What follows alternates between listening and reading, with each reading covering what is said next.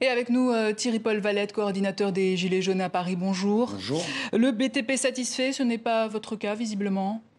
Non, de toute façon, le mot satisfaction, en ce moment, il n'est pas très d'actualité. C'est plutôt un mécontentement pour un ensemble de raisons qui sont légitimes et une colère qui s'exprime de manière légitime, bien que, personnellement, je dénonce les violences. Le gouvernement qui n'exclut pas l'ISF, ça vous suffit toujours pas?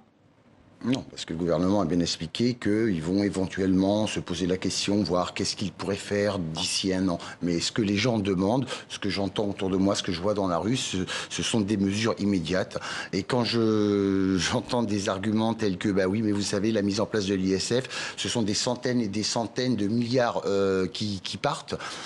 Il ne faut quand même pas exagérer en parlant de centaines et de centaines de milliards. Et moi, je pointe aussi l'évasion fiscale qui représente quand même 80 milliards. Et ça, c'est un fait. Ça, il faudrait travailler dessus. Donc aujourd'hui, les gens veulent des mesures immédiates, concrètes. Mais justement, parmi les mesures immédiates, la hausse de la taxe de carburant, c'était le point de départ de vos revendications. Le gouvernement l'a suspendu tout à fait. Il est même allé plus loin. Le gel des taxes électricité, le taxe de gaz, augmentation du SMIC. Vous savez qu'un gouvernement n'est jamais allé aussi loin. Alors, non, alors un gouvernement n'est jamais allé aussi loin dans sa politique de matraquage et de mépris vis-à-vis des Français. Donc ça, je vous l'accorde. En revanche, la réévaluation du SMIC de 3%, c'est un mécanisme naturel qui finalement n'apporte pas grand-chose et n'est pas lié du tout à une volonté quelconque du gouvernement. Quand vous parlez de mesures...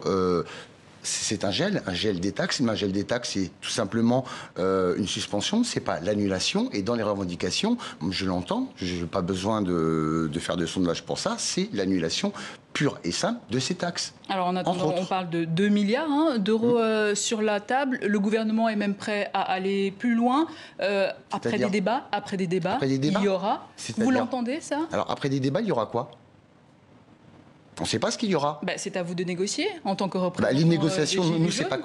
Alors moi, je suis pas représentant. J'aime pas l'idée de porte-parole. Je crois pleinement à la démocratie. Qui sont-ils alors les représentants? Je crois vous reconnaissez pleinement les représentants? Vous savez, actuellement, les Gilets jaunes, les représentants, il y a des représentants qui sont autoproclamés. On va créer tel groupe de Gilets jaunes libres, le groupe des Gilets jaunes indépendants, le groupe des Gilets jaunes ceci. Tout le monde se Donc vous voulez dire qu'ils sont divisés, comme vos revendications d'ailleurs? Non, les revendications, elles ne sont pas divisées, elles sont multiples. Et elles sont légitimes.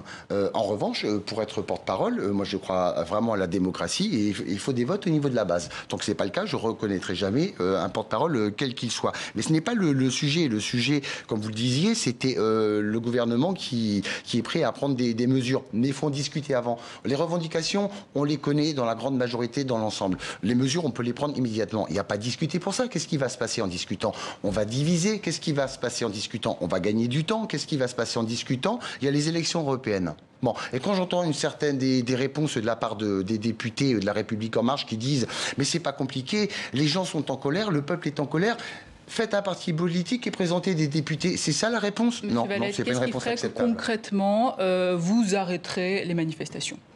Prendre en considération les revendications des gens qui sont dans la rue. Donc, c'est-à-dire que d'une part, l'ISF, on le remet en place. Les taxes, il n'y a pas besoin d'un moratoire, on les annule purement et simplement. On met en place une revalorisation des salaires, des pensions et du SMIC. On peut faire ça. Maintenant, on va dire... Ça coûte de l'argent, ça coûte de l'argent. Mais déjà, le train de vie de l'État, il faudrait quand même le réduire de moitié. On peut faire beaucoup d'économies. On peut aller chercher l'argent au niveau de l'évasion fiscale. On peut mettre à contribution les grands patrons qui gagnent des milliards et des milliards. Vous étiez sur les Champs-Élysées samedi dernier, comme les samedis. Comme chaque samedi, à essayer d'encadrer le mieux du monde pour que ça se passe le mieux du monde. Le monde entier a vu ces images d'une capitale qui brûlait, ces pillages aussi, l'Arc de Triomphe vandalisé. Vous allez réitérer samedi? Alors, vous allez réitérer. Alors déjà, nous ne sommes pas des casseurs. Voilà, les Gilets jaunes ne sont pas des casseurs. Mais vous savez qu'ils seront là samedi prochain, de toute manière, comme vous disiez. Même si des casseurs usurpent le gilet jaune pour aller faire les actes de vandalisme qu'ils font. On le dénonce, tout le monde le dénonce. Maintenant, les Gilets jaunes ne se résument pas à ces scènes-là. Attention. Maintenant, il y a aussi la responsabilité du ministre de l'Intérieur d'assurer la sécurité des manifestants, des vrais Gilets jaunes, et de faire la part des choses avec ces casseurs.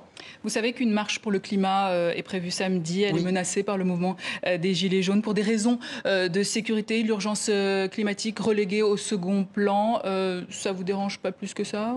Alors, ça ne dérange pas plus que ça. Alors, déjà, elle est mise en danger par le mouvement des Gilets jaunes. Je ne vois pas en quoi la marche pour le climat est mise en danger par les Gilets jaunes. Elle peut être mise en danger par des casseurs éventuels que je dissocie des Gilets jaunes, même s'il arrive qu'il y en ait certains qui, dans les faits de masse, craquent. Ça peut arriver. Comme des CRS vont se mettre à gazer inutilement des gens qui n'ont strictement rien fait. On est dans l'humain, donc on peut craquer.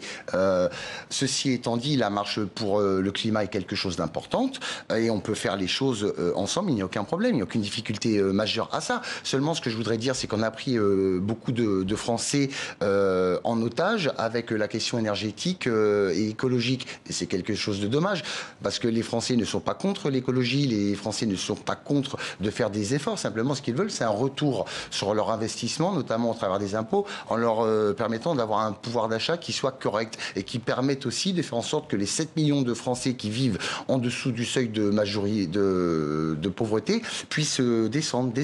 C'est ça aussi. C'est important, ça. De la justice sociale. Et le ras-le-bol des foulards rouges, vous le comprenez aussi ?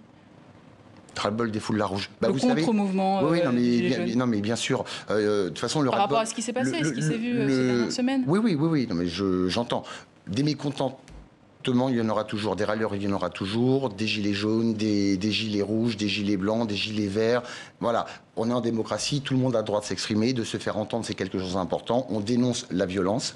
Maintenant, le mouvement continue, les mobilisations vont continuer parce que se rassembler, c'est un droit fondamental. Maintenant, si Christophe Castaner explique que les gilets jaunes qui sont raisonnables n'iront pas manifester, les gilets jaunes sont en règle générale raisonnables et veulent manifester. Simplement, il ne faut pas les associer à des casseurs. Et moi, je demande à ce que Christophe Castaner puisse aussi travailler avec nous sur la question de la sécurité, qu'on soit associé à cette question-là, que les choses ne se fassent pas de notre dos. Merci beaucoup. Je rappelle que vous êtes coordinateur des Gilets jaunes à Paris.